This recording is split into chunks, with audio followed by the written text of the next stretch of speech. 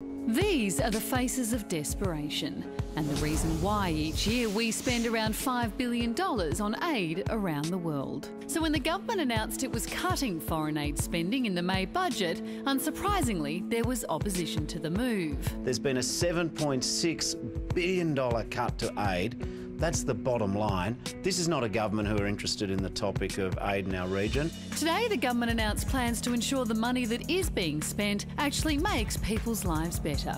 The government will introduce a rigorous system of performance benchmarks and mutual obligations tailored to each country's circumstances.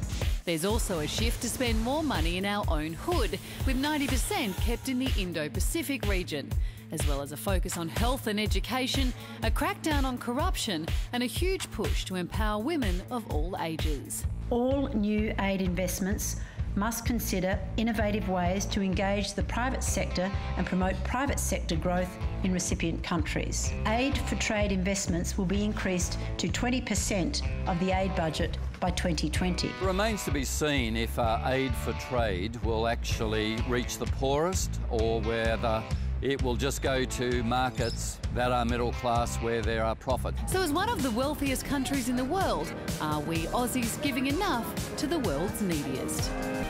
Now, Foreign Minister Julie Bishop is here to talk us through her announcement. Now, Minister, this seems like a good approach, but we're still giving less than half of the UN target we agreed to.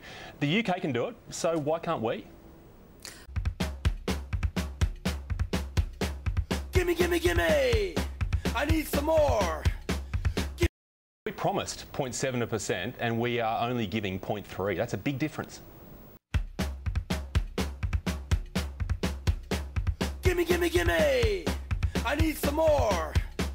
Gimme, gimme, gimme! Don't ask what for! 1, 2, 3, 4!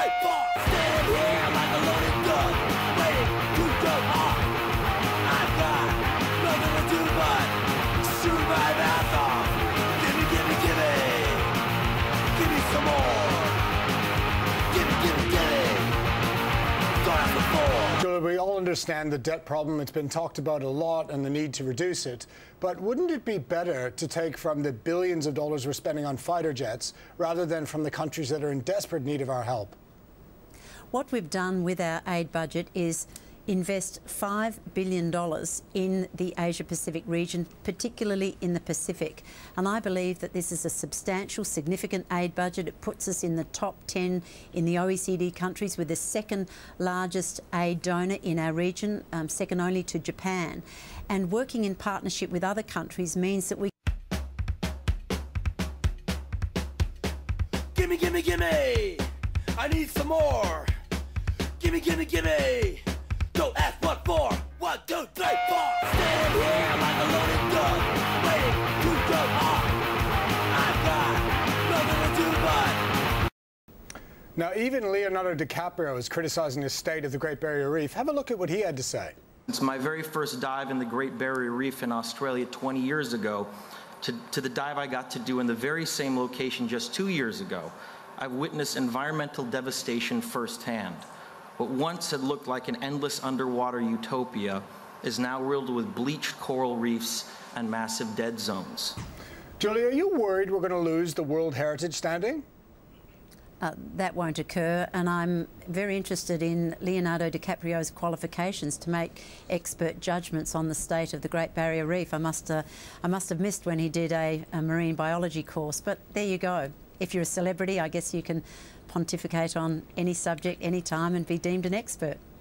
Julie, have you been to the Great Barrier Reef lately? Not this week, no. Fair enough.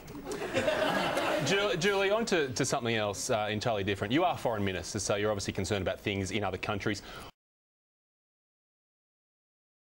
For it every time he speaks. But the thing to remember with the foreign aid is whatever way you cut it, whatever stats you use, whatever way you analyse it, we are cutting foreign aid dramatically, and that's a problem. Challenges the consensus. There's an inescapable conclusion that we must reach if we are to have a better society. Well, if you're just waking up with us. The only reliable, durable, and perpetual guarantor of independence is profit.